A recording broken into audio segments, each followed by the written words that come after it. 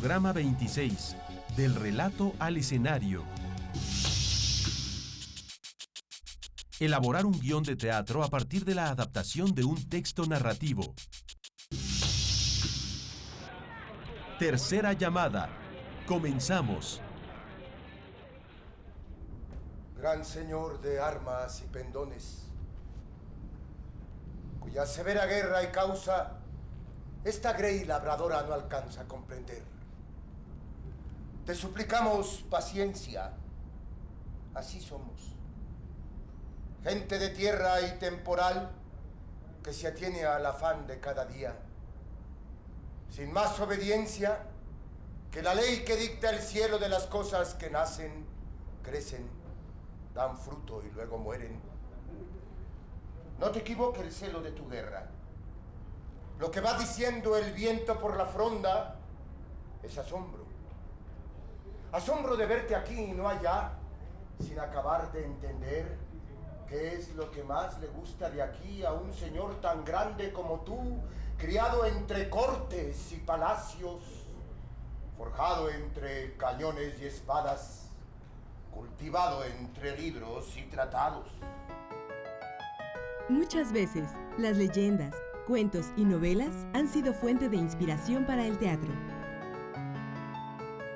Ejemplos son las adaptaciones de las novelas Noticias del Imperio o Palinuro de México del escritor mexicano Fernando del Paso.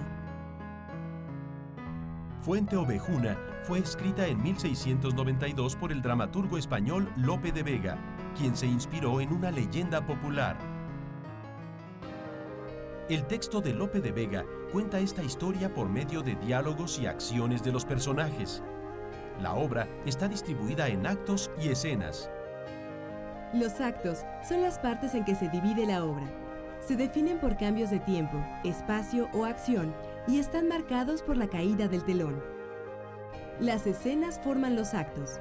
Están determinadas, por ejemplo, por la salida o entrada de los personajes o por acciones que concluyen. Los dramaturgos se inspiran en ocasiones en sucesos históricos para los argumentos de sus obras. Por ejemplo, el autor inglés William Shakespeare escribió Macbeth, una de sus obras más famosas, basándose en la historia de un ambicioso señor escocés que deseaba ser rey. Otro ejemplo es el del dramaturgo mexicano Rodolfo Usigli, quien basó su obra Corona de Sombras en la figura de Carlota de Bélgica, emperatriz de México. Al adaptar teatralmente un texto narrativo como un cuento o novela, los dramaturgos buscan conservar sus ideas, sentido y argumento. Mientras que un texto narrativo puede ser contado en una sola voz, la adaptación teatral se construye mediante los diálogos o parlamentos de uno o varios de los personajes. Las leyendas, cuentos y novelas utilizan con frecuencia los tiempos verbales pasado y copretérito. Para la adaptación teatral, el tiempo verbal se cambia al presente, pues la acción sucede durante la representación. Además, para orientar el trabajo del director y de los actores, los dramaturgos realizan una serie de acotaciones escritas en tiempo presente.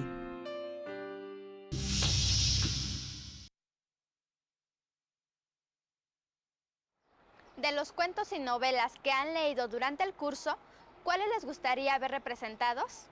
¿Cómo pasar del relato al escenario? Preguntemos a un experto. ¿Qué recursos se utilizan para transformar una narración en una obra dramática? Bueno, ante todo, saber contar una historia. Y ese contar la historia tiene un desarrollo, un principio, un clímax y un final. Y básicamente es el conflicto lo que interesa para desarrollar una historia.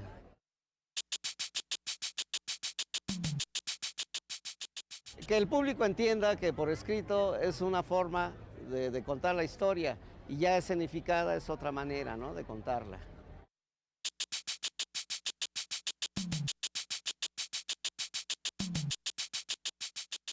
Bueno, el dramaturgo, el adaptador tiene que ser fiel a la historia del escritor, aunque la presente a su manera y con un estilo que él mismo imponga, pero que se entienda y que se respete el texto. Esa sería fundamentalmente la adaptación.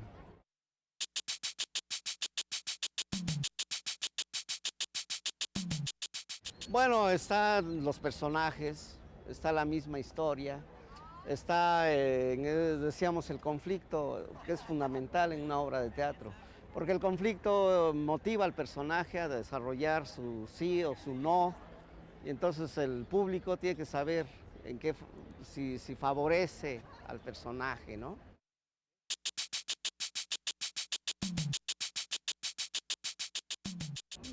Saber el objetivo del personaje, en eso se basa el conflicto. ¿Qué es lo que quiere el personaje?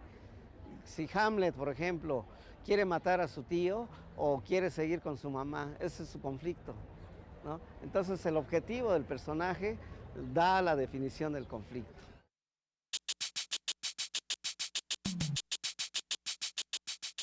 Bueno, por un lado que sepan leer lo que dice el texto narrativo y después que lo sepan interpretar dramáticamente, con las reglas que pide Aristóteles, por ejemplo, si es en el aspecto aristotélico. Bueno, respetar el orden cronológico, es decir, el tiempo, respetar las acciones y respetar el espacio. Tenemos que hablar de algo congruente. Si estamos en un hospital es el espacio, el ambiente, ¿no? Entonces hay que respetarlo y no caer de repente en otro lugar que entonces rompe, ya no es creíble la historia, ya no se vuelve verosímil, ¿no? Nicolás Mangana era un campesino pobre pero ahorrativo. Su mayor ilusión era juntar dinero para comprar unos puercos y dedicarse a engordarlos. No hay manera más fácil de hacerse rico, decía. Los puercos están comiendo y el dueño nomás los mira. Cuando ve que ya no van a engordar más, los vende por kilo. Cada vez que a Nicolás Mangana se le antojaba una copa de mezcal, decía para sus adentros: «Quítate, mal pensamiento». Sacaba de la bolsa 2 pesos, que era lo que costaba el mezcal en la tienda del pueblo donde vivía, y los echaba por la rendija del puerco de barro que le servía de alcancía. «En puerco se han de convertir», decía al oír sonar las monedas. Cuando algunos de sus hijos le pedían 50 centavos para una nieve, Nicolás decía: «Quítate esa idea de la cabeza, muchacho». Luego sacaba un tostón de la bolsa, lo echaba en el puerco de barro y el niño se quedaba sin nieve. Los puercos de Nicolás Mangana. Jorge Ibargüengoitia. Nicolás Mangana era un campesino pobre pero ahorrativo. Su mayor ilusión era juntar dinero para comprar unos puercos y dedicarse a engordarlos. No hay manera más fácil de hacerse rico. Decía, los puercos se están comiendo y el dueño nomás los mira. Cuando ve que ya no van a engordar más, los vende por kilo. Cada vez que a Nicolás Mangana se le antojaba una copa de mezcal, decía para sus adentros: Quítate mal pensamiento. Sacaba de la bolsa 2 pesos, que era lo que costaba el mezcal en la tienda del pueblo donde vivía, y los echaba por la rendija del puerco de barro que le servía de alcancía. En un puerco se han de convertir. Decía al oír sonar las monedas. Papá, ¿me puedes dar 50 centavos para mi nieve? Quítate esa idea, muchacho. Luego sacaba un tostón de la bolsa, lo echaba en el puerco de barro y el niño se quedaba sin nieve. En tu biblioteca escolar puedes encontrar cuentos, leyendas y otras historias. Elige la que más te guste para hacer tu adaptación. Te recomendamos los cuentos del libro La muerte tiene permiso, del escritor mexicano Edmundo Valadez, quien además de ser un excelente cuentista, recopiló y tradujo relatos de todo el mundo.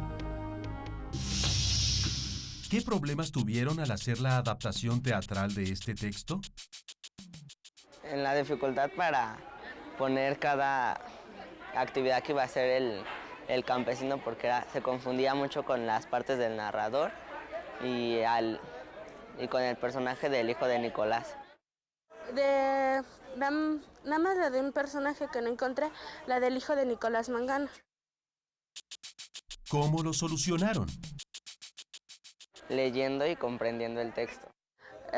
Primero leí la lectura y ya después fui encontrando cada personaje. Durante este programa vivimos la experiencia y retos que implican la adaptación de un relato a obra dramática. Ahora les toca a ustedes elegir un cuento, leyenda o el fragmento de alguna novela que llame su atención y quieran adaptar.